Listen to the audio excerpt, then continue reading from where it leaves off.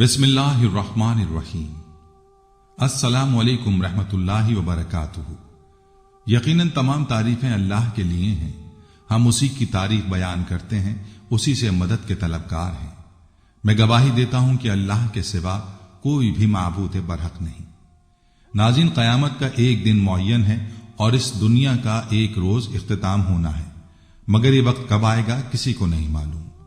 क़ुर्ब क़यामत की अलबत्ता कुछ निशानियां जरूर बयान की गई हैं, जिनके मुताल्लिक यकीनन आपने भी सुन रखा होगा। इसराइल में यहूदी पादरियों का कहना है कि दुनिया की तारीख में 10वीं सुर्ख बच्चे की पैदाइश हो गई है, जो इस बात का ऐलान है कि क़यामत बर्पा होने को है, और उन्होंने तो दुनिया से रुखसती की तैयारियां भी शुरू कर दी हैं। आज की इस वीडियो में हम आपको सुर्ख बच्चे की कुर्बानी के मुताल्लिक कुछ अहम हकाइक बताएंगे। थर्ड वर्ल्ड वॉर और हैकल सुलेमानी की दोबारा तामीर के मुताल्लिक बताएंगे। क़यामत से मुताल्लिक कुछ और पेशगोइयों का तज़किरा भी करेंगे। इसके अलावा बताएंगे कि मुसलमानों का मस्जिद अक्सा के साथ किस तरह नजरियाती रिश्ता है। वीडियो बहुत ही दिलचस्प होने वाली है। वीडियो को स्किप किए बगैर आखिर तक हमारे साथ रहिएगा। यहूदी मजहब के मुमताज इदारे द टेम्पल इंस्टीट्यूट की जानिब से ऐलान किया गया है कि कुल्ली तौर पर सुर्ख बच्चे की पैदाइश इसराइल में हुई है, जिसके साथ ही दुनिया के इख्तिताम का बाब शुरू हो गया है और कायनात अपनी जिंदगी के आखिरी मराहिल में दाखिल हो गई है। अब यरूशलेम में तीसरे माबद की तामीर होगी, जिसके सामने उस बच्चे की कुर्बानी पेश की जाएगी और फिर मसीह का ज़हूर हो जाएगा।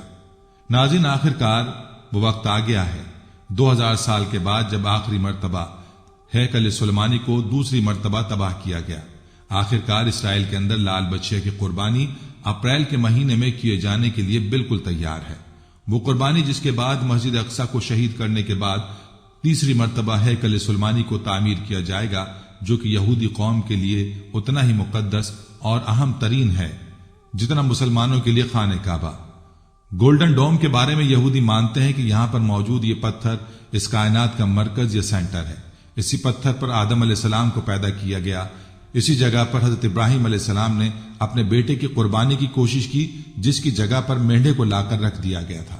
इस कुर्बानी के बाद तीसरी आलम जंग की पेशगोई तौरात और तलमूद के अंदर बयान की गई है, जिसका जिक्र इंजील मुकद्दस और इस्लामी रिवायात के अंदर यानी हदीस मुबारका के अंदर भी मौजूद है।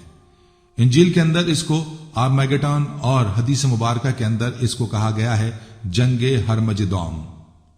सितंबर 2023 में यानी आज से 6 महीने इसराइल के अंदर 2000 साल के बाद 5 लाल बच्चिया को अमेरिकी रियासत टेक्सास से $5 लाख देकर इसराइल से मंगवाया गया है, जहां पर इंतहाई एहतियात के साथ उनकी निगरानी की जा रही है और उन्हें मस्जिद अक्सा के बिल्कुल सामने मौजूद पहाड़ पर मस्जिद के सामने कुर्बान किया जाना है। और उस लाइव माउंट ऑलिव कुर्बानी के फौरन बाद यहूदी कौम अपने खाने काबा या फिर हैकल सुलेमानी की तीसरी मर्तबा तामीर को शुरू करेंगे। और ये कि इस कुर्बानी के अंदर अब 1 साल से भी कम वक्त बाकी है। द टेम्पल इंस्टीट्यूट ने इसराइल में पैदा होने वाली सुर्ख बच्चे का ऐलान अपने यूट्यूब चैनल पर भी किया है। इंस्टीट्यूट की जानिब से एक वीडियो अपलोड की गई है, जिसमें सुर्ख रंग की बच्चिया और उसे जन्म देने वाली गाय को देखा जा सकता है। वीडियो में नाज़रीन को बताया गया है कि यही वो बच्चिया है जिसका इंतजार यहूदी मजहब के पादरी सदियों से कर रहे थे। और अब चूंकि इसकी पैदाइश हो गई है, तो तीसरे माबद की तामीर और इस बच्चे की कुर्बानी की तैयारी की जाए, ताकि मुकद्दस किताब में बयान किए गए अहकामात की कमा हक़ा तामील हो जाए। नाज़रीन, इस वक्त ईसाई और सहूनी दुनिया एक आलम में खुशी और सरमस्ती में है। उनका ख्याल है कि अब वो वक्त करीब आन पहुंचा है जब पूरी दुनिया पर उनकी हुकूमत कायम हो जाएगी। ईसाइयों और यहूदियों की खुशी की वजह यह है कि वो एक ऐसी सुर्ख बच्चिया को पाने में कामयाब हो गए हैं, जिसके सुर्ख रंग के अलावा एक बाल भी किसी दूसरे रंग का नहीं है। आखिर सुर्ख बच्चे का सहूनियों और ईसाइयों की खुशियों से क्या ताल्लुक? सबसे पहले तो इस इबाम को दूर करते हैं। सहूनियों का अकीदा है कि जब तक हैकल सुलेमानी की तामीर नहीं होती, उस वक्त तक मसीहा इस दुनिया में तशरीफ नहीं लाएंगे। हैकल सुलेमानी की यह तीसरी तामीर होगी, जो सहूनियों के नजदीक आखिरी है। हैकल सुलेमानी के असर नो तामीर के लिए सब कुछ तैयार है, मगर सहूनी रब्बी कहते हैं इस वक्त यहूदी हालत नापाकी में है। जब तक उन्हें पाक नहीं कर दिया जाता, उस वक्त तक हैकल के अहाते में दाखिले की इजाजत नहीं दी जा सकती। अगर इसके बरखिलाफ किया गया तो यहूदियों पर बड़ी आसमानी आफत आएगी। अब सवाल यह पैदा होता है कि यहूदियों को पाक किस तरह किया जाए। हजरत मूसा अलैहिस्सलाम को अल्लाह ताला ने एक संदूक अता किया था, जिसे ताबूत सकीना कहते हैं। یہ صندوق ایک الگ خیمے میں رکھا جاتا تھا جہاں پر حضرت ہارون علیہ السلام سمیت کسی کو جانے کی اجازت نہیں تھی۔ سال میں صرف ایک دن جو تہوار کا دن ہوتا تھا اس خیمے میں حضرت ہارون علیہ السلام جاتے تھے اور اللہ تعالیٰ سے اپنی قوم کے لیے بخشش طلب کرتے تھے۔ اس خیمے میں جانے سے قبل ایک گائے اور 2 بکرے قربانی کے لیے لائے جاتے تھے۔ سب سے پہلے گائے کی قربانی پیش کی جاتی تھی۔ اس گائے کو اس کے خون، گوبر، چربی، کھال سمیت جلا دیا جاتا تھا۔ اس سے حضرت ہارون علیہ السلام کی پاکی وجود میں آتی تھی، یعنی ان سے لا علمی میں جو بھی خطائیں سرزد ہوئی تھیں اللہ پاک انہیں معاف فرما دیا کرتے تھے۔ اس کے بعد 2 بکرے لائے جاتے تھے، ان کی قرآن اندازی ہوتی تھی۔ جس بکرے کا نام قرآن اندازی میں نکل آتا تھا اس کی قربانی گائے کی طرح کر کے جلا دیا جاتا تھا۔ اس بکرے کی قربانی سے بنی اسرائیل گناہوں سے پاک ہوتے تھے۔ دوسرے بکرے کے سر پر حضرت ہارون علیہ السلام ہاتھ رکھ کر بنی اسرائیل کے تمام گناہوں کو اس پر منتقل کر دیا کرتے تھے اور پھر اس بکرے کو بیاباں میں آزاد چھوڑ دیا جاتا تھا۔ صہیونیوں کا ماننا ہے کہ یہودیوں کی پاکی اس وقت تک عمل میں نہیں آ سکتی جب تک سرخ رنگ کی بچے کی قربانی نہ پیش کی جائے۔ اس سرخ بچے کا گزشتہ 2000 برس سے یہودی ربی انتظار کر رہے ہیں۔ یہ سرخ بچیاں ان تمام شرائط پر پوری اترنی چاہیے جو یہودی مذہبی کتب میں موجود ہیں، یعنی یہ بے عیب ہو اور مکمل طور پر سرخ ہو۔ اس کا ایک بال یا ایک رواں بھی کسی دوسرے رنگ کا نہیں ہونا چاہیے، حتیٰ کہ اس پر کوئی تل بھی نہیں ہونا چاہیے۔ چند ربی 2 بالوں تک کی چھوٹ دیتے ہیں، اگر سرخ رنگ کے علاوہ پورے جسم پر 2 بال کسی اور رنگ کے ہوں تو اس کی چھوٹ ہے۔ اس سرخ بچے کے بغیر صہیونی غلبے کی ریشہ دوانیوں کو اس کی تکمیل کے لیے آگے نہیں بڑھایا جا سکتا، اس لیے اس بچے کی تلاش پوری دنیا میں جاری تھی۔ کئی دفعہ ایسی سرخ بچیا کو ڈھونڈ بھی لیا گیا مگر مذہبی رہنماؤں کے مطابق یہ تمام شرائط پر پورا نہیں اترتی تھیں، اس لیے پھر سے نئی تلاش شروع کر دی گئی۔ چونکہ سرخ بچیا کہیں سے دستیاب نہیں ہو رہی تھی اور صہیونیوں کے صبر کا پیمانہ لبریز ہوتا جا رہا تھا، اسی لیے انہوں نے شارٹ کٹ ڈھونڈا۔ تیسرے ہیکل سلیمانی کی تعمیر دی ٹیمپل انسٹیٹیوٹ کے لیے اسرائیل میں باقاعدہ ایک ادارے کے نام سے کام کر رہا ہے جس میں ہر طرح کے ماہرین موجود ہیں۔ انہیں پتہ چلا کہ ٹیکساس کے ایک فارم میں سرخ رنگ کی ایسی گائے موجود ہیں جو ان کی شرائط کے قریب ہیں۔ ان کے ماہرین ٹیکساس کے اس فارم میں پہنچے اور انہوں نے گائے کی اس نسل کے نام کے ایمبریوز اور انڈے حاصل کیے، اور اس کے بعد اسرائیل میں ایک فارم میں جہاں پر گائے کی افزائش ہوتی تھی بے عیب سرخ رنگ کی بچے کی بذریعہ ٹیسٹ ٹیوب طریقے سے پیدائش کی کوشش شروع کر دی گئی۔ کچھ عرصے قبل اسرائیلی ماہرین مطلوبہ بچہ پیدا کرنے میں کامیاب ہو گئے تھے جو مکمل طور پر سرخ رنگ کا تھا۔ تاہم صہیونیوں کی امید پر اس وقت اوس پڑ گئی جب انہیں پتہ چلا کہ یہ بچہ نر ہے، مادہ نہیں۔ مذہبی شرائط کی روح سے بچیا درکار ہے، بچڑا نہیں۔ اس کے بعد دوبارہ کوششیں شروع کر دی گئیں۔ ایک سرخ رنگ کی بچی حاصل کرنے میں دی ٹیمپل انسٹیٹیوٹ کامیاب ہو گیا ہے۔ انسٹیٹیوٹ کے ماہرین ربیوں کے ہمراہ روز اس بچے کا معائنہ کرتے ہیں۔ اگر صورتحال مطلوبہ شرائط کے مطابق رہی اور یہ بچیا کسی حادثے یا طبعی موت کا شکار نہیں ہوئی تو اس کی قربانی 2 سال کی عمر میں مجوزہ ہیکل سلیمانی کے دروازے کے باہر کی جائے گی۔ اس کے گوشت کے ٹکڑوں، کھال، خون، چربی اور گوبر سب کو خوشبودار لکڑیوں میں جلایا جائے گا۔ اس کی راکھ کو مطلوبہ شرائط رکھنے والے پانی میں ملا کر منتخب کاہنوں پر چھڑکا جائے گا تاکہ وہ ہیکل سلیمانی کے تمام علاقے میں جا سکیں اور ہیکل سلیمانی کی تعمیر شروع کی جا سکے۔ عیسائیوں کا عقیدہ ہے کہ حضرت عیسیٰ علیہ السلام آ کر عیسائیت کی تجدید کریں گے، جبکہ یہودیوں کا عقیدہ ہے کہ یہودیوں کی بالادستی قائم ہوگی، اس لیے دونوں ہی خوش ہیں۔ حضرت عیسیٰ علیہ السلام کی دنیا میں آمد کا مطلب ہے کہ قیامت کے لیے کاؤنٹ ڈاؤن شروع ہو گیا۔ عیسائیوں کا عقیدہ ہے کہ حضرت عیسیٰ علیہ السلام نے صلیب پر چڑھ کر ان کے سارے گناہوں کا کفارہ ادا کر دیا ہے، اس لیے سارے عیسائی بلا حساب و کتاب جنت میں داخل کر دیے جائیں گے، جبکہ کچھ ایسا ہی عقیدہ یہودیوں کا بھی ہے۔ اس لیے ان دونوں مذاہب کے ماننے والے انتہا پسندوں کی کوشش ہے کہ کسی طرح قیامت کی شرائط کو پورا کر دیا جائے تاکہ وہ جنت میں فوری طور پر داخل ہو سکیں۔ اس دنیا پر ایک عالمگیر شیطانی حکومت کے قیام کی سازشوں سے خود بھی ہوشیار رہیے اور اپنے آس پاس والوں کو بھی خبردار رکھیے۔ اسرائیل نے غزہ پر حملہ 2023 کے اندر کیا اور ستمبر میں لوگوں کے لیے یہ سمجھنا مشکل تھا کہ اتنی جلدی آخر یہ سب کچھ کیسے ہوگا کہ اسرائیل حماس یا فلسطینیوں کی موجودگی اور مزاحمت کو روک پائے گا۔ مسلم دنیا کا پریشر کیسے برداشت کرے گا؟ لیکن آپ دیکھیں اس نے یہ سب کچھ برداشت کر کے دکھایا۔ اس وقت غزہ کے 5 حصوں میں سے الرفا کے اندر مظلوم فلسطینی پناہ لیے ہوئے ہیں، لیکن اسرائیل یہاں پر بھی مسلسل فضائی ایئر اسٹرائک کر رہا ہے۔ 18 لاکھ لوگوں میں سے 15 لاکھ لوگ ایک ایئرپورٹ جتنی تنگ جگہ کے اندر قیدیوں کی طرح زندگی گزارنے پر مجبور ہیں۔ یہاں پر بنیادی انسانی ضرورتیں، کھانا پینا اور میڈیکل تک کی سہولت موجود نہیں ہے۔ امریکہ نے اسرائیل کو وارن کیا ہے کہ جیسے وہ پہلے غزہ پر حملے کے اندر اسرائیل کی مالی اور اسلحے کے ذریعے مدد کر رہا تھا، الرفا پر حملے کے لیے بالکل نہیں کرے گا، کیونکہ اب فلسطینیوں کے پاس کہیں اور جانے کا راستہ نہیں ہے۔ وہ بند گلی کے اندر پہنچ چکے ہیں۔ ایک طرف مصر اپنا بارڈر نہیں کھول رہا تو دوسری طرف سمندر ہے، تو باقی دونوں طرف سے اسرائیلی فوجیں ان کو گھیرے ہوئے ہیں۔ لہٰذا اب کے بعد الرفا پر یہ حملہ دراصل فلسطینیوں کی نسل کشی ہوگی، نہ کہ جنگ۔ لیکن اسرائیل نے واضح کر دیا ہے کہ چاہے امریکہ اس حملے کے اندر اس کی مدد کرے یا نہ کرے، لیکن وہ پھر بھی رفح کو مکمل طور پر تباہ کر کے فلسطینیوں کا وجود ہی اس سرزمین سے ہمیشہ کے لیے مٹا دے گا، ورنہ یہ لوگ اپنی جان بچا کر خود ہی یہاں سے بھاگ جائیں۔ ناظرین، اب آپ لوگ خود سمجھ سکتے ہیں کہ اسرائیل ایسا کیوں کر رہا ہے۔ ظاہر سی بات ہے کہ تھرڈ ٹیمپل کی تیاری کے لیے وہ نہیں چاہتا کہ اس دوران کسی بھی طرح سے غزہ سے ان کو مزاحمت کا سامنا کرنا پڑے، لہٰذا ان کا پتہ ہی ہمیشہ کے لیے صاف کرتے ہیں۔ دوسری طرف وہ مسلمان امت کی نفس کو بھی دیکھ چکا ہے۔ حکمران کہ ان جیسے بے حس بے غیرت حکمران موجود ہوں تو اسے زیادہ سوچنے کی ضرورت ہی نہیں ہے، جنہوں نے اپنے مسلمان بھائیوں، عورتوں، بچوں کو اسرائیلی فوج کے رحم و کرم پر چھوڑ دیا ہے۔ یہاں تک کہ خود سعودی عرب یمن کے باغیوں کی طرف سے اسرائیل کے شپس کے لیے سوئس کینال کا راستہ بند کرنے کے بعد سے اسرائیلی آرمی کو یہ آئل اردن کے راستے یعنی بائی روڈ تیل پہنچا رہا ہے، اور یہی وہ تیل ہے جو اسرائیلی جہازوں کے اندر غزہ پر بمباری کے لیے استعمال ہوتا ہے یا پھر ان کے ٹینکوں کے اندر استعمال ہوتا ہے۔ بحرین، قطر، یمن، لبنان، اردن نے کافی حد تک غزہ کی مالی مدد تو کی ہے، لیکن سعودی عرب، UAE اور مصر جیسے ملک ٹوٹلی بے حس ہو چکے ہیں۔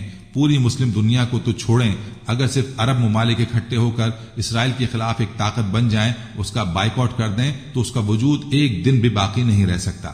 مگر افسوس یہ عجمی مسلمان ہیں، عربی نہیں، کیونکہ عربی مسلمان تبھی ختم ہو گئے تھے جب ان سے سلطنت عثمانیہ نے بادشاہت چھینی تھی۔ جیسا کہ اللہ نے قرآن کریم کے اندر فرمایا تھا، جس کا مفہوم ہے کہ اگر تم اس فرمان کو پیٹھ دکھاؤ گے کہ جو تمہیں بھیجا گیا تھا، یعنی قرآن کریم کو، تو تمہیں ہٹا کر کسی اور قوم کو لے آئیں گے جو کہ اللہ کی فرمانبردار ہوگی۔ عربوں سے پہلے بنی اسرائیل قوم اللہ کی لاڈلی امت تھی، اور اس نے بھی اللہ کے پیغام کو جب پیٹھ دکھائی تو ان کی جگہ عرب کو دنیا کی خلافت سونپ دی گئی، اور جب عرب نے بھی بالکل اسی طرح سے اللہ کے قرآن یعنی اللہ کے پیغام کو پیٹھ دکھائی تو ان سے دنیا کی خلافت کو چھین کر سلطنت عثمانیہ کے حوالے کر دیا گیا۔ ناظرین، اگر یہودیوں کی قربانی کے تہوار کی بات کی جائے تو قربانی کے اس تہوار کا ذکر یہودیوں کے مقدس کتاب توریت میں موجود ہے۔ توریت کے مطابق یہودیوں کو مصر میں غلام بنا کر رکھا جا رہا تھا، اور ان کو اس قید سے رہائی دینے کے لیے خدا کی ذات سرزمین مصر سے گزری، اور ہر مصری خاندان نے پیدا ہونے والے پہلے بیٹے کو مار دینے کا حکم دے دیا۔ اس موقع پر بنی اسرائیل یعنی اہل یہود کو ہدایت کی گئی کہ وہ ایک بکرا ذبح کر کے اس کے خون سے اپنے دروازے پر ایک علامت بنا دیں، تاکہ جب موت کا فرشتہ وہاں سے گزرے تو ان کے بیٹوں کی جان نہ لے۔ یہ مصر کے 7 فرعونوں میں سے آخری فرعون کا دور تھا، اور اس مصری فرعون کے آخری دن جس نے یہودیوں کو مصر سے نکل جانے کی اجازت دے دی تھی، یہودی اسے بنی اسرائیل کی سب سے بڑی ہجرت سے تعبیر کرتے ہیں۔ یہودیوں کے اس تاریخی دن کی یاد میں ہر سال بکرے کی قربانی کی جاتی ہے، جس دن بنی اسرائیل کے لوگ اپنی ارض موعود موجودہ اسرائیل کی جانب روانہ ہونے میں کامیاب ہوئے تھے۔ تاہم اب ایسے یہودی گروہ بہت ہی کم رہ گئے ہیں جو ہر سال قربانی کی رسم ادا کرتے ہیں۔ یہودیوں کے لیے ٹیمپل ماؤنٹ مقدس ترین مقام ہے۔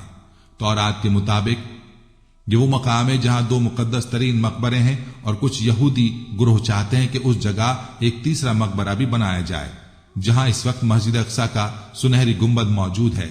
کچھ یہودیوں کا اصرار ہے کہ پاس اوور کے تہوار پر ہونے والی قربانی صرف اس جگہ ہی کی جا سکتی ہے۔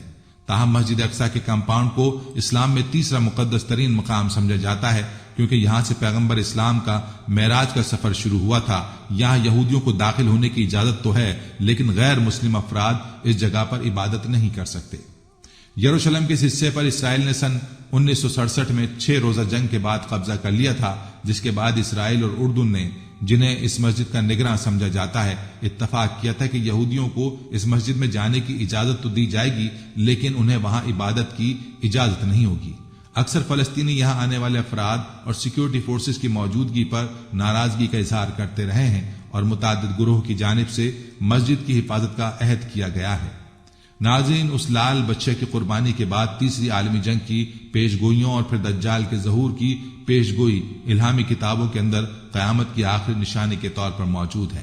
یہودی قوم جس آخری مسیحا کی 2000 سال سے منتظر ہے، وہ تورات کی پیش گوئی کے مطابق حضرت عیسیٰ علیہ السلام تھے، جنہیں اس قوم نے سازش کروا کر رومی بادشاہ کے حکم پر سولی پر لٹکانے کی کوشش کی، لیکن اللہ نے انہیں زندہ آسمانوں پر اٹھا لیا، اور اب کے بعد جو مسیحا ان کا تیسری عالمی جنگ کے بعد ان کا بادشاہ بن کر آئے گا، وہ دراصل جھوٹا مسیح یعنی دجال ہوگا، جس کا خاتمہ کرنے کے لیے عیسیٰ علیہ السلام دنیا کے اندر واپس آئیں گے، کیونکہ اللہ کے رسولوں کو ان کا پیغام پہنچانے سے پہلے قتل نہیں کیا جا سکتا۔ لیکن اس بار وہ رسول نہیں بلکہ رسول اللہ کا امتی بن کر دنیا کے اندر واپس آئیں گے اور اس فتنہ عظیم یعنی دجال کا خاتمہ کریں گے، جسے ختم کرنا کسی اور کے بس میں نہیں ہوگا۔ وہ دین اسلام کو پوری دنیا پر نافذ کریں گے۔ حضرت عیسیٰ علیہ السلام اس وقت دمشق کی ایک جامع مسجد پر آسمان سے فرشتوں کے کاندھوں پر ہاتھ رکھ کر تشریف لائیں گے۔ جب امام مہدی علیہ السلام اور ان کی فوج کو دجال اور اس کی فوج نے دمشق کے کسی مقام پر کسی جگہ پر گھیر لیا ہوگا، حدیث مبارکہ کے مطابق امام مہدی علیہ السلام کا ساتھ دینے کے لیے یا پھر ان کی فوج کے اندر جو کالے جھنڈوں کی جماعتیں شامل ہوں گی، وہ عرب کے مشرقی یعنی آج کے ہندوستان، پاکستان، ایران اور افغانستان کی طرف سے آئیں گی، جنہیں اس وقت خراسان کہا جاتا تھا۔ اللہ کے رسول نے فرمایا تھا کہ ان فوجوں کا رخ کوئی پھیر نہیں سکے گا، ان کو کوئی روک نہیں سکے گا، یہاں تک کہ وہ ایلیا یعنی یروشلم کے اندر جا کر موجودہ اسرائیل میں جا کر امام مہدی علیہ السلام سے ملاقات کریں گے، ان کی فوج میں شامل ہو کر امام مہدی علیہ السلام کی خلافت کو قائم کریں گے۔ اب اس پیشگوئی کے مطابق یہاں پر یہ بات سمجھنا انتہائی ضروری ہے کہ یقیناً اس وقت خراسان کے اندر خلافت کا نظام قائم ہو چکا ہے، تبھی تو وہ فوجیں امام مہدی علیہ السلام کا ساتھ دینے کے لیے یا پھر ان کی مدد کرنے کو پہنچیں گی۔ اللہ کے رسول صلی اللہ علیہ وآلہ وسلم نے فرمایا تھا کہ اگر تمہیں گھٹنوں کے بل گھسیٹ کر بھی جانا پڑے تو امام مہدی علیہ السلام کی فوج کے اندر شامل ہو جانا، کیونکہ وہ جنتی لشکر ہوگا۔ افغانستان میں حال ہی میں اسلامی خلافت کا نظام پاکستان کے اندر ڈکٹیٹرشپ کے خاتمے کے اشارے، ہندوستان کے اندر مسلمانوں پر بڑھتے فسادات، کیا یہ سب کچھ بلا وجہ ہو رہا ہے؟ نہیں، بالکل نہیں، بلکہ تمام حالات بالکل وہی بن رہے ہیں کہ یہ حالات ایک ایسی فوج کو تیار کریں گے جو کہ اکٹھے ہو کر خراسان سے نکلے گی اور امام مہدی علیہ السلام کے ساتھ مل کر یروشلم شہر کو اور مسجد اقصی کی جگہ کو آزاد کروائیں گے، جہاں اس وقت تیسری مرتبہ ہیکل سلیمانی بن چکا ہے، اور یہاں پر ہوگی وہ تیسری عالمی جنگ جس کے بارے میں اللہ کے رسول صلی اللہ علیہ وآلہ وسلم نے فرمایا تھا کہ یہ اتنی خون ریز ہوگی کہ اگر ایک شخص کے 100 بیٹے ہیں تو 99 اس میں قتل ہو جائیں گے، صرف اور صرف ایک باقی رہے گا۔ لیکن اس خون ریز جنگ کے بعد یا پھر مشکل کے بعد اللہ تعالیٰ آخر کے اندر مومنین کو یا مسلمانوں کو فتح دے گا۔ یہودی، عیسائی، منافقین شکست کھا کر بھاگیں گے اور یہودی فوج چھپ کر غرقد کے درخت کے اندر پناہ لے لے گی، جس کا وہ آج جگہ جگہ پر اسرائیل یا یروشلم کے اندر پورا پورا باغ لگا چکی ہے۔ شجر غرقد، اس درخت کے کئی نام ہیں جن میں شجر یعود، گونگا درخت یا یعود کا پاسبان درخت عام ہے۔ غرقد ایک جنگلی درخت کا نام ہے جو خاردار جھاڑیوں کی صورت میں ہوتا ہے۔ مدینہ کا قبرستان جنت البقیع کا اصل نام بقیع الغرقد اسی لیے ہے کہ جس جگہ یہ قبرستان ہے پہلے وہ غرقد کی جھاڑیوں کا خطہ تھا جو مدینہ کے اطراف صحراؤں میں پایا جاتا تھا۔ نبی کریم رؤوف الرحیم امام انبیاء جناب محمد رسول اللہ صلی اللہ علیہ وآلہ وسلم نے اس میدان کو غرقد سے پاک کروایا تھا۔ ناظرین، حضرت ابو ہریرہ رضی اللہ عنہ سے روایت ہے کہ رسول کائنات صلی اللہ علیہ وآلہ وسلم نے ارشاد فرمایا، قیامت نہ ہوگی یہاں تک کہ مسلمان یہودیوں سے جنگ کریں اور مسلمان انہیں قتل کر دیں، یہاں تک کہ یہودی پتھر یا درخت کے پیچھے چھپیں گے تو پتھر یا درخت کہے گا، اے مسلمان، اے عبداللہ، یہ یہودی میرے پیچھے ہے، آؤ اور اسے قتل کر دو، سوائے درخت غرقد کے، کیونکہ وہ یہود کے درختوں میں سے ایک ہے۔ یہودی نبی کریم صلی اللہ علیہ وآلہ وسلم کی کیا اس حدیث پر منون یقین رکھتے ہیں، جس کا ثبوت یہ ہے کہ یہودی دنیا میں ہر جگہ غرقد کی شجرکاری کو پروموٹ کر رہے ہیں، اس کے لیے باقاعدہ فنڈز قائم کیے جاتے ہیں اور غرقد کے درخت کی تصاویر پر مبنی ٹی شرٹس، مگ، جھنڈے اور تصاویر تقسیم کی جاتی ہیں۔ ایک رپورٹ میں انکشاف کیا گیا تھا کہ یہودیوں نے گولان کی پہاڑیوں کو فتح کرنے کے بعد وہاں غرقد کی کاشتکاری کر دی ہے، جبکہ افغانستان میں بھی اپنے قدم جمانے کے بعد وہاں خاموشی سے غرقد کی کاشتکاری کی جا رہی تھی۔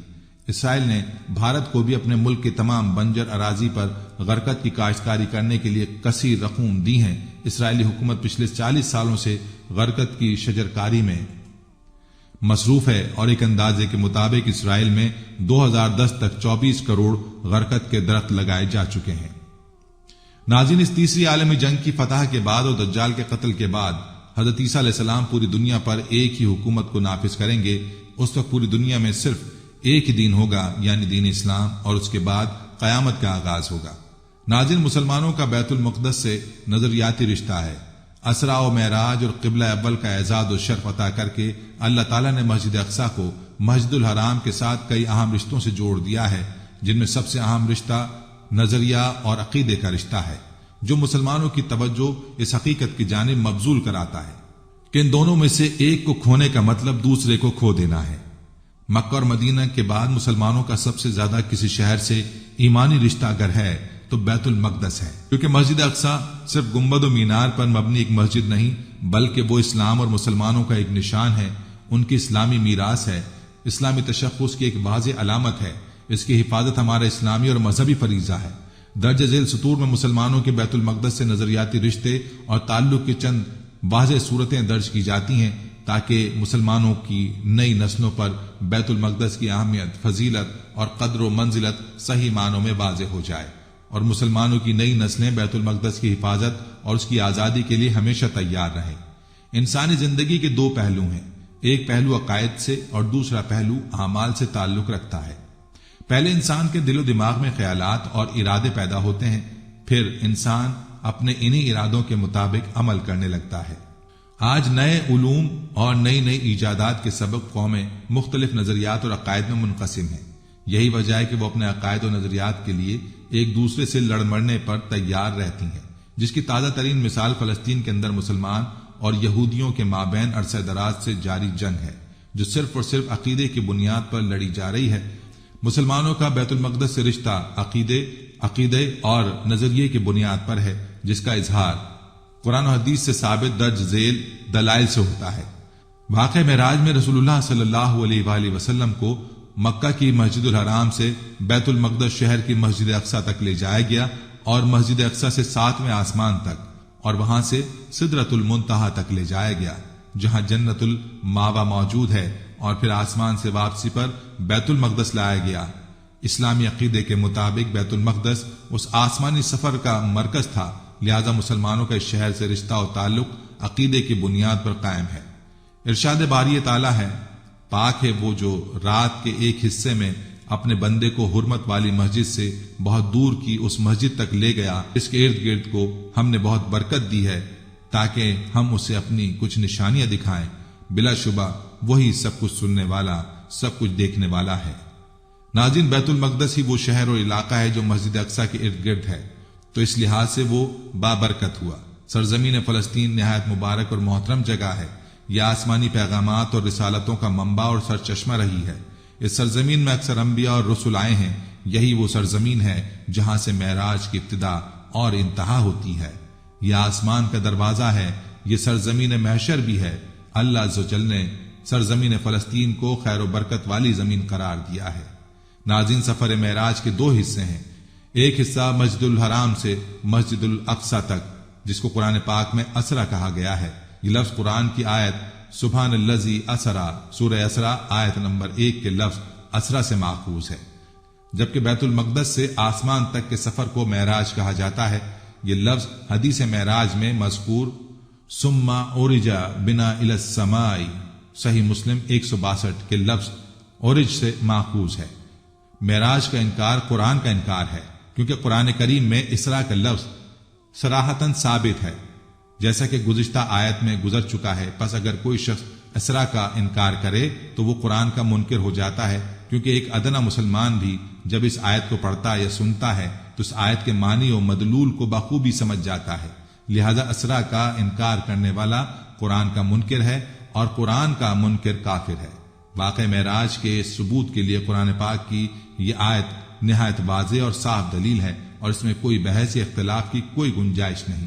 مسجد الحرام سے بیت المقدس کے سفر کو اسرا کہا جاتا ہے، جو قطعی، یقینی اور کتاب اللہ سے ثابت ہے، اور اس کا انکار کرنے والا کافر ہے۔ واقع معراج کے ضمن میں رسول اللہ صلی اللہ علیہ وآلہ وسلم کا بیت المقدس کی طرف سفر، براق کا مسجد کے کونے میں باندھنا، مسجد اقصی میں نماز پڑھنا، انبیاء کی امامت کرانا اور پھر آسمانوں کی طرف سفر کرنا، قرآن و حدیث سے ثابت ان تمام حقائق کو دل سے تسلیم کر کے ان پر ایمان لائے بغیر کسی مسلمان کا اسلام اور ایمان مکمل نہیں ہو سکتا۔ لہٰذا یہ ثابت ہوا کہ بیت المقدس سے مسلمانوں کا رشتہ ایمان اور عقیدے کی بنیاد پر ہے۔ ناظرین، بیت المقدس سے نظریاتی یا عقیدے کی بنیاد پر تعلق اور رشتہ صرف فلسطین کے لوگوں کے ساتھ خاص نہیں ہے، بلکہ یہ نظریاتی رشتہ دنیا کے مشرق و مغرب میں موجود تمام مسلمانوں کا ہے، کیونکہ بیت المقدس صرف فلسطین کے اندر موجود 50 یا 60 لاکھ فلسطینیوں کی امانت نہیں ہے، بلکہ دنیا میں بسنے والے 2 ارب سے زائد مسلمانوں کی امانت ہے۔ لہذا اس نظریاتی عقیدے کے تعلق اور رشتے کی بنیاد پر فلسطین کے معاملے میں مسلمانوں کی ذمہ داری دن بدن بڑھتی اور وسیع تر ہوتی جا رہی ہے۔ جہاں تک دوسرے نقطے کا تعلق ہے، اس کا تعلق مسجد اقصی کے رقبے سے ہے، جبکہ مسجد اقصی سے مراد صرف احاطہ شدہ عمارت نہیں ہے، بلکہ پوری مسجد کا علاقہ ہے جس کا رقبہ 1,44,000 اسکوائر میٹر ہے۔ مسجد اقصی کو اقصی کمپاؤنڈ کے نام سے ذہن میں رکھیں، جس میں کئی مقامات شامل ہیں: قبۃ الصخرہ، مسجد قبلئی، مسجد براق، مصلی مروانی۔ یعنی مسجد اقصی در حقیقت ایک احاطہ ہے جس کے اندر عمارتیں، مسجدیں، پرنالے، گنبد، گیلریاں اور محرابیں وغیرہ ہیں، اور یہ سارا کچھ مسجد اقصی کی عمارت ہے۔ حضرت نوح علیہ السلام کے بڑے بیٹے سام کے نام پر آباد عربی میں سیریا ہونے والے ملک شام کو انگریزی میں سوریا اور سریانی میں شام کہتے ہیں۔ طوفان نوح کے بعد سام بن نوح اس علاقے میں آباد ہوئے تھے، اس لیے یہ علاقہ شام کے نام سے مشہور ہو گیا اور موجودہ مقبوضہ فلسطین شام کا علاقہ ہے، کیونکہ رسول اللہ صلی اللہ علیہ وآلہ وسلم کی حیات مبارکہ اور بعد میں جس خطے کے لیے بلاد شام کہا جاتا ہے وہ ان 4 ممالک سوریا، لبنان، فلسطین اور اردن پر مشتمل تھا۔ غیر منقسم ملک شام پر 636 عیسوی سے 1920 تک مسلمانوں کی حکومت رہی۔ سن 1920 میں شریف مکہ کی غداری کی وجہ سے خلافت عثمانیہ کا خاتمہ ہو گیا اور سن 1920 شام فرانس کے قبضے میں چلا گیا تھا، جس نے شام کو 4 الگ الگ سرحدوں سوریا، لبنان، فلسطین اور اردن میں بانٹ دیا۔ سن 1946 میں تقسیم شدہ سوریا کو فرانسیسی استعماریت سے آزادی ملی اور حافظ امین اس کا سربراہ بنا۔ سن 1970 میں حافظ الاسد نے ایک فوجی بغاوت کے ذریعے حافظ امین سے زمام حکومت اپنے ہاتھ میں لے لیا۔ سن 2000 میں حافظ الاسد کا انتقال ہوا تو اس کا بیٹا بشار الاسد اس ملک کا صدر بن گیا، اور آج تک انبیاء کی یہ سرزمین اس کی ظلم و زیادتیوں کی زد میں ہے۔ شہر بیت المقدس قیامت کے دن حشر و نشر کی سرزمین ہوگا، وہیں لوگ جمع ہوں گے اور ان سے حساب لیا جائے گا۔ حضرت ابو ذر رضی اللہ عنہ بیان کرتے ہیں کہ رسول اللہ صلی اللہ علیہ وآلہ وسلم نے ارشاد فرمایا، تم سوار اور منہ کے بل گھسیٹتے ہوئے اکٹھے کیے جاؤ گے۔ آپ صلی اللہ علیہ وآلہ وسلم نے یہ کہتے ہوئے اپنے ہاتھ سے ملک شام کی طرف اشارہ کیا۔ ایک اور حدیث میں رسول اللہ صلی اللہ علیہ وآلہ وسلم نے فرمایا، شام حشر و نشر کی سرزمین ہے۔ امام مناوی رحمہ اللہ فرماتے ہیں، یعنی یہ وہ مقام ہے جہاں لوگوں کو حساب کے لیے جمع کیا جائے گا اور لوگوں کو ان کی قبروں سے اٹھا کر اسی مقام کی طرف لایا جائے گا، اور شام کو اسی لیے خاص کیا گیا ہے کیونکہ یہ وہ سرزمین ہے جس کے بارے میں اللہ تعالیٰ نے فرمایا، ہم نے اس میں تمام جہانوں کے لیے برکت دی ہے، اور زیادہ تر انبیاء کرام اسی سرزمین سے بھیجے گئے اور یہیں سے دین کی دعوت دنیا میں پھیلی، تو اس لیے مناسب تھا کہ شام کی سرزمین کو ارض محشر قرار دیا جائے۔ حضرت زید بن ثابت رضی اللہ عنہ بیان کرتے ہیں کہ ہم لوگ رسول اللہ صلی اللہ علیہ وآلہ وسلم کے پاس کاغذ کے پرزوں سے قرآن کو مرتب کر رہے تھے تو آپ صلی اللہ علیہ وآلہ وسلم نے فرمایا، خوشخبری ہے شام کے لیے۔ صحابہ کرام کہتے ہیں کہ ہم نے کہا وہ کیوں؟ تو آپ صلی اللہ علیہ وآلہ وسلم نے فرمایا، شام پر اللہ کے فرشتوں نے اپنے پر پھیلا رکھے ہیں، فتنوں کے دور میں شام کی سرزمین سلامتی اور ایمان کی سرزمین ہوگی۔ حضرت ابو درداء رضی اللہ عنہ سے مروی ہے کہ نبی کریم صلی اللہ علیہ وآلہ وسلم نے فرمایا کہ ایک مرتبہ میں سو رہا تھا، خواب میں نے کتاب اسلام کے ستونوں کو دیکھا، انہیں میرے سر کے نیچے سے اٹھایا گیا، میں سمجھ گیا کہ اسے لے جایا جا رہا ہے، چنانچہ میری نگاہیں اس کا پیچھا کرتی رہیں، پھر اسے شام پہنچا دیا گیا۔ یاد رکھو جس زمانے میں فتنے رونما ہوں گے اس وقت ایمان شام میں ہوگا، یعنی قرب قیامت مسلمانوں کا وطن شام ہوگا اور یہ اس بات کی دلیل ہے کہ آخری وقت میں شام کی سرزمین میں امن و امان کو استحکام ملے گا، تاکہ جب مسلمان ممالک میں فتنہ برپا ہو جائے تو مومن اس کی طرف جا سکیں۔ شام و بیت المقدس اللہ کی حفاظت میں رہیں گے اور وہاں کے رہنے والوں کو اللہ فتنے کے ذریعے ہلاک نہیں کرے گا۔ حضرت عبداللہ بن حوالہ رضی اللہ عنہ کہتے ہیں کہ رسول اللہ صلی اللہ علیہ وآلہ وسلم نے فرمایا، ان قریب ایسا وقت آئے گا کہ تم الگ الگ ٹکڑیوں میں بٹ جاؤ گے، ایک ٹکڑی شام میں، ایک یمن میں اور ایک عراق میں۔ ابن حوالہ نے کہا کہ اللہ کے رسول مجھے بتائیے اگر میں وہ زمانہ پاؤں تو کس ٹکڑی میں رہوں؟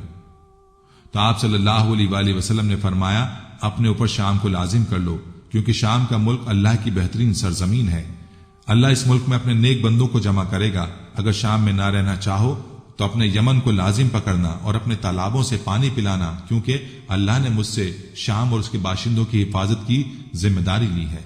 سیدنا عبداللہ عمرو بن عاص رضی اللہ عنہ سے روایت ہے کہ رسول اللہ صلی اللہ علیہ وآلہ وسلم نے فرمایا، ان قریب یکے بعد دیگر ہجرتیں ہوتی رہیں گی، بہترین اہل زمین وہ ہوں گے جو ابراہیم علیہ السلام کی ہجرت گاہ کو لازم پکڑ رکھیں گے۔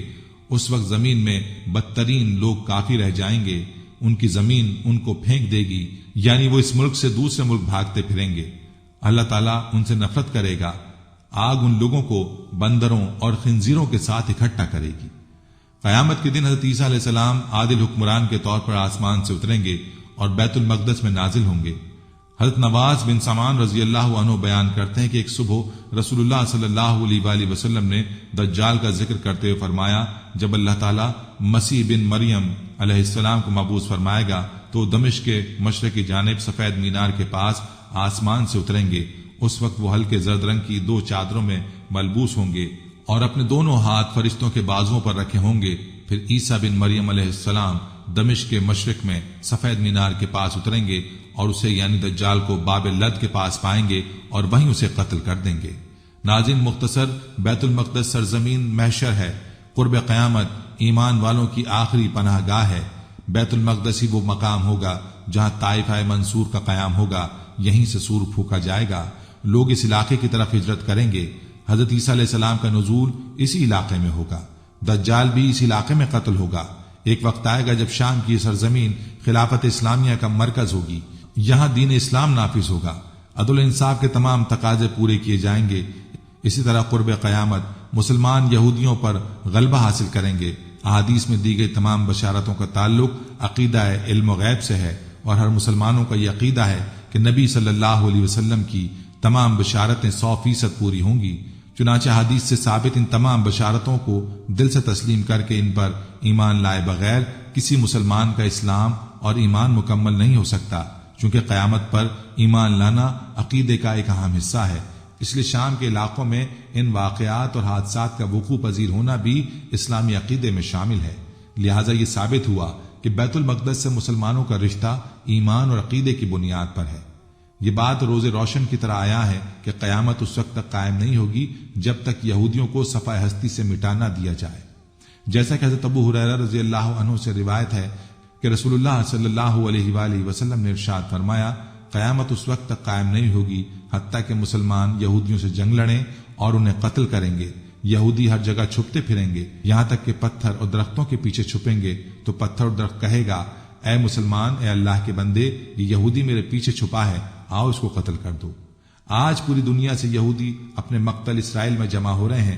قیامت سے پہلے یہ وقت ضرور آئے گا کہ مسلمان یہودیوں کو چن چن کر قتل کریں گے۔ ایک بار اللہ تعالیٰ کے حکم سے قیامت کے قریب حضرت امام مہدی اور حضرت عیسیٰ علیہ السلام کے ظہور کے بعد ایک مومن جماعت کے ہاتھوں بزور شمشیر مسلمانوں کا قبلہ اول بیت المقدس فتح ہوگا۔ بیت المقدس اور فلسطین کے موجودہ حالات سے یہ بات واضح ہے کہ وہ وقت قریب ہے، لہٰذا مسلمانوں کو چاہیے کہ وہ قبلہ اول کی حفاظت اور آزادی کے لیے ہمہ وقت تیار رہیں اور اپنی نسلوں کو اس کی تاریخ سے واقف کرواتے رہیں اور اس کی بازیابی کے لیے ہر ممکن طریقوں سے تیار کریں۔ ناظرین، اب آپ موجودہ حالات کے مطابق خود اندازہ لگا لیں کہ ہم قیامت کے قریب کتنا پہنچ چکے ہیں۔ یہ فکر کی بات نہیں بلکہ خوشی کی خبر ہے، کیونکہ ہم نے اپنی زندگی کے اندر ان پیشگوئیوں کو پورا ہوتے ہوئے اپنی آنکھوں سے دیکھ لیا۔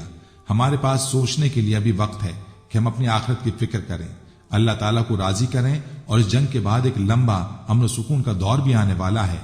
ہم انسان چاہیں یا نہ چاہیں، ہمیں تو موت वैसे भी एक न एक दिन आनी है, तो क्यों ना हम उन खुश नसीब लोगों के अंदर शामिल होकर हमेशा की जन्नत का सौदा करें जो इमाम मेहदी अलैहिस्सलाम के साथी और रसूलुल्लाह सल्लल्लाहु अलैहि वसल्लम के फरमान के मुताबिक जन्नती गुरोह के अंदर शामिल होंगे, जिन्हें आपने खुद जन्नत की बिशारत दी। अल्लाह ताला हमें समझने और नेक अमल करने की तौफीक अता फरमाए, आमीन। नाज़रीन, ये थी हमारी आज की वीडियो। हम उम्मीद करते हैं कि आपको हमारी आज की ये वीडियो जरूर पसंद आई होगी। अगर आपको हमारी आज की ये वीडियो पसंद आई है तो आपसे गुजारिश करते हैं कि आप हमारे चैनल को जरूर सब्सक्राइब कर लें और साथ ही लगे बेल के बटन को भी प्रेस कर लें, ताकि आपके पास हमारी आने वाली मजीद मालूमाती वीडियोस का नोटिफिकेशन बर वक्त मिलता रहे। सब्सक्राइब के साथ साथ हमारी वीडियोस को लाइक भी करें और अपनी कीमती राय का इजहार कमेंट्स में जरूर करें। कमेंट्स में आप अपने सवालात भी हम तक पहुंचा सकते हैं। अल्लाह ताला आपको अपने हिफ्ज़-ओ-अमान में रखे, आमीन। आखिर में प्यारे दोस्तों, हर वीडियो के इख्तिताम में हमने एक दुआ का सिलसिला शुरू किया हुआ है। जो भी इस दुआ में शामिल होगा, मेरा दावा है कि अल्लाह पाक उसके तमाम जायज हाजात को पूरा करेंगे। अपनी दुआ का आगाज दुरूद इब्राहिमी से करते हैं। आप सब दोस्त और बहनें पहले मेरे साथ मिलकर दुरूद पाक पढ़ लें और कमेंट्स में आमीन लाजमी लिखिएगा। अल्लाह पाक इस आमीन को लिखने की बरकत से आपकी और मेरी तमाम जायज हाजात पूरा फरमाएंगे। दुआ का आगाज करते हैं। बिस्मिल्लाहिर्रहमानिर्रहीम। अल्लाहुम्मा सल्ली अला मुहम्मदिन व अला आलि मुहम्मदिन कमा सल्लैता अला इब्राहीम व अला आलि इब्राहीम इन्नका हमीदुम मजीद। अल्लाहुम्मा बारिक अला मुहम्मदिन व अला आलि मुहम्मदिन कमा बारकता अला इब्राहीम व अला आलि इब्राहीम इन्नका हमीदुम मजीद।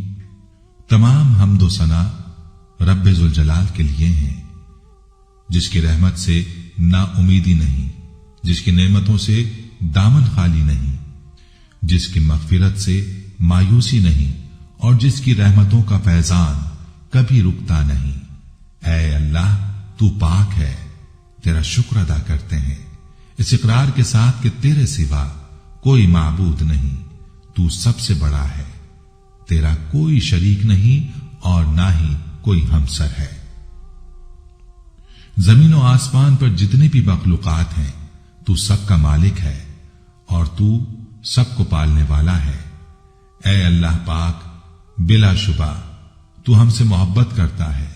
यही वजह है कि तुमने हमें ईमान की दौलत से नवाजा और हमें अपने महबूब सल्लल्लाहु अलैहि वसल्लम के सदक़े हमारी जिंदगियों को पुरसुकून और हमें अपने महबूब सल्लल्लाहु अलैहि वसल्लम का उम्मती बनाया। या अल्लाह, अपने प्यारे हबीब सल्लल्लाहु अलैहि वसल्लम के सदक़े हमारी जिंदगियों को पुरसुकून और आसान बना दे।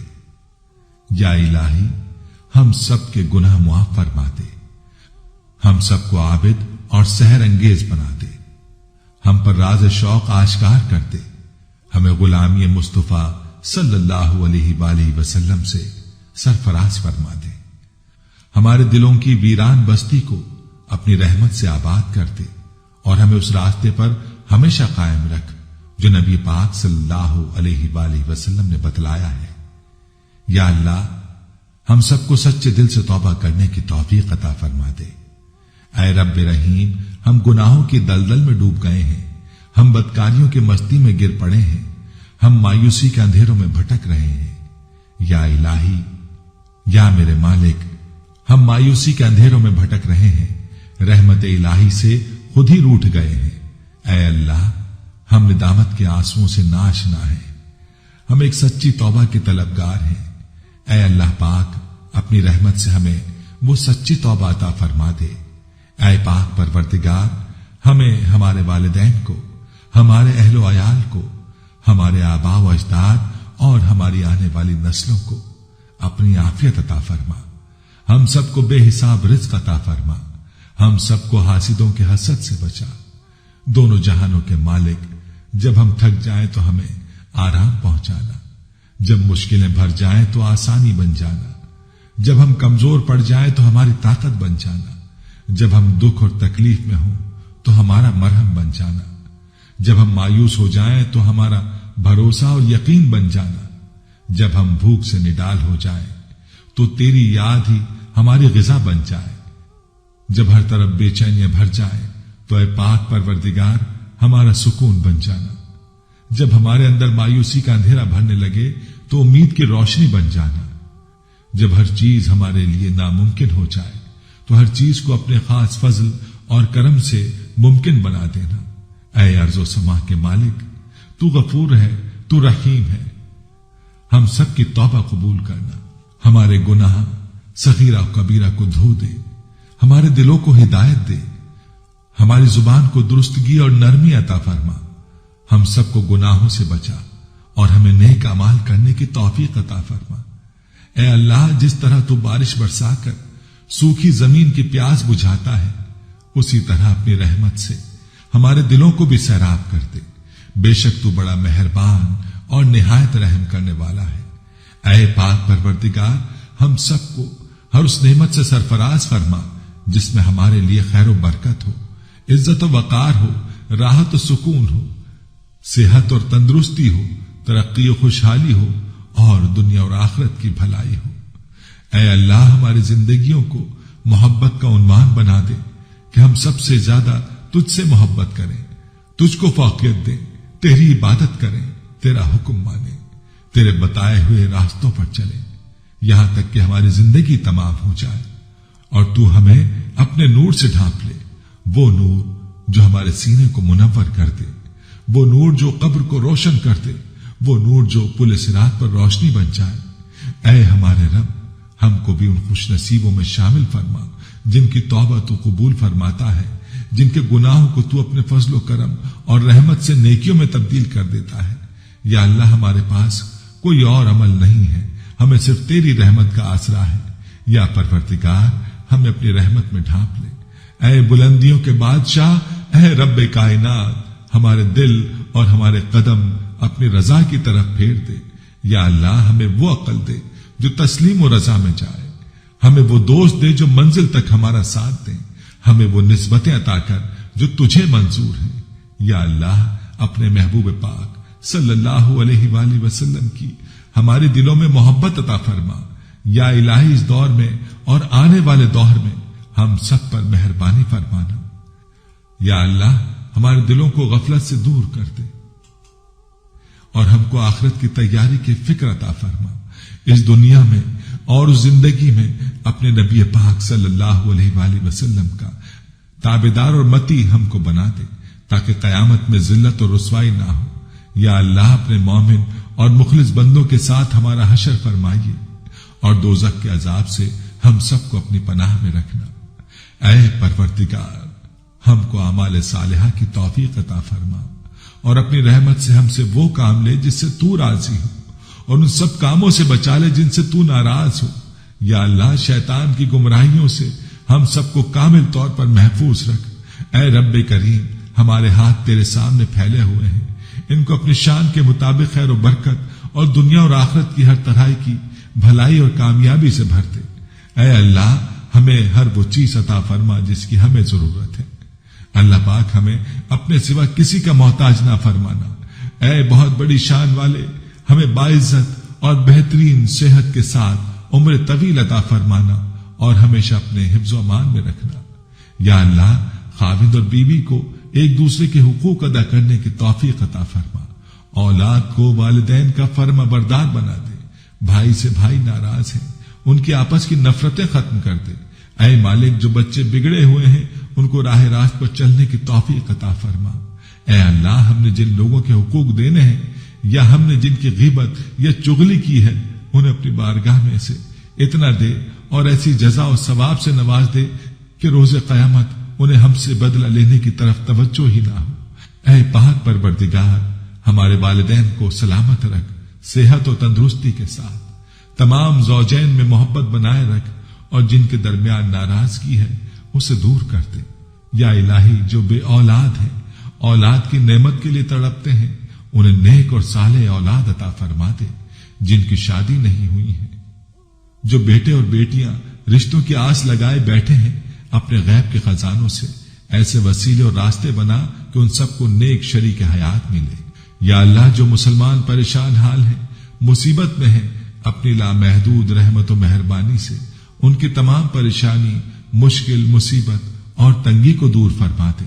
اے ارض و سما کے مالک، ہماری ٹوٹی پھوٹی دعاؤں کو نہ دیکھ، ہمارا تجھ پہ جو یقین کامل ہے اس کو دیکھ، اور آج ہماری تمام دعاؤں کو، حاجتوں کو پورا کر دے۔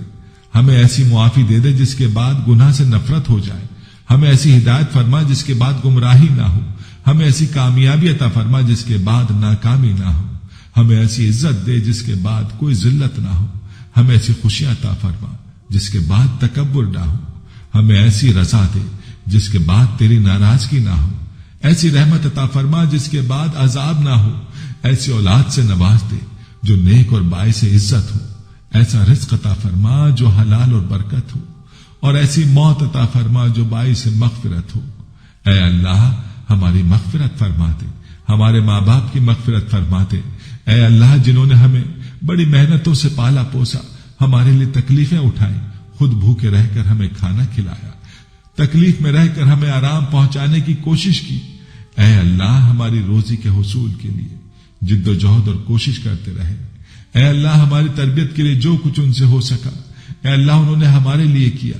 اے اللہ، ہماری طرف سے ہمارے والدین کو جزائے خیر عطا فرما۔ اے اللہ، جن اساتذہ کے ذریعے سے تیرا کلام پاک ہم تک پہنچا ہے، اے اللہ تیرے دین کا علم ہم تک پہنچا ہے، اے اللہ ان تمام لوگوں کی قبروں کو نور سے بھر دے۔ اے اللہ، ان کی مغفرت فرما، ان کے درجات کو بلند فرما۔ اے اللہ، عذاب قبر سے ان کی حفاظت فرما۔ اے اللہ، اپنے محبوب اور مقبول بندوں میں شامل فرما۔